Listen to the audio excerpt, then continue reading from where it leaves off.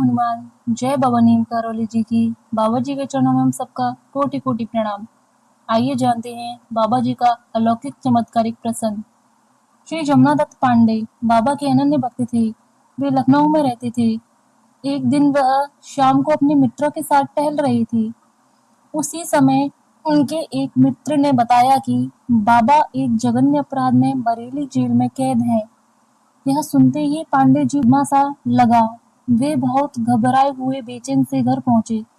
इस घटना से व्याकुल पांडे जी ने ना तो ठीक से संध्या की पूजा की, ना ही भोजन किया।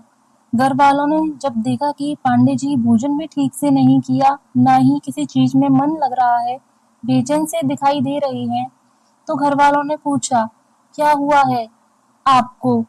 पांडे जी ने कहा, आज मेरा स्वास्थ्य कुछ ठीक नहीं लग रहा है। बाबा जी के बारे में जो समाचार उन्हें मिला था, उसका जिक्र किसी से नहीं किया। पांडे जी को इस घटना पर विश्वास तो नहीं था, किंतु घनिष्ठ मित्र द्वारा बताई गई सूचना को जुटला भी तो नहीं सकते थे।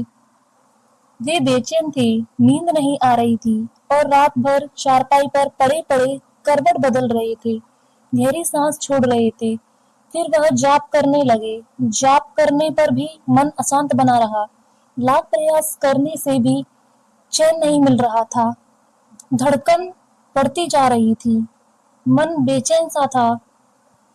थक हार कर वे मन मन सोचने लगे कि यदि यह घटना सत्य नहीं है तो बाबा भोर होने से पहले स्वयं आकर दर्शन दे। पहले बाबा का नाम जप किया, उससे भी मन शांत नहीं हो रहा था। फिर उन्होंने हनुमान चालीसा का पाठ करा। बेला तक न जाने कितनी बार पाठ किए। जैसे जैसे सुबह होने वाली थी, पांडे जी की घबराहट बढ़ती जा रही थी। जब सुबह होने ही वाली थी, तब दरवाजे पर कोई आया। उसने आवाज लगाई, जमुना जमुना। पहले बाबा कभी आते थे तो पांडे जी की बहू शांता को पुकारते थे। इस बार यह नाम जमुना नाम से पुकारने वाला व्यक्ति कौन है? पांडे जी जल्दी से देखने के लिए अपने कमरे से बाहर आए। दरवाजा खोला तो बाबा जी को देखा। देखकर बहुत प्रसन्न हुए, लेकिन पांडे जी के घर वालों ने बाबा जी के दर्शन पहले ही कर लिए थे।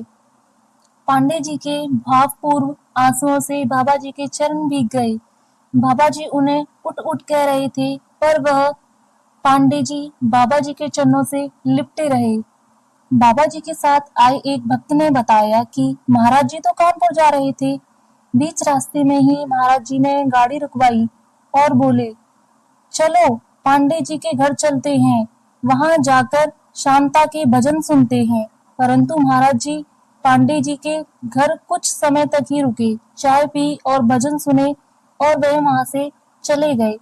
बाबा के जाने के बाद ही पांडे जी ने अपने घर वालों को बाबा जी के जेल में होने वाली घटना से लेकर बाबा जी के घर तक आने की घटना का पूरा जिक्र किया और पूरी बात बताई। बाबा कहीं भी हो, परंतु वह अपने भक्तों की समस्या का समाधान करने के लिए कहीं न कहीं से आ ही जाते हैं। वह अपने भक्तों पर अपनी कृपा बनाए रखते हैं। बाबा जी के चरणों में हम सबका कोटि कोटि प्रणाम।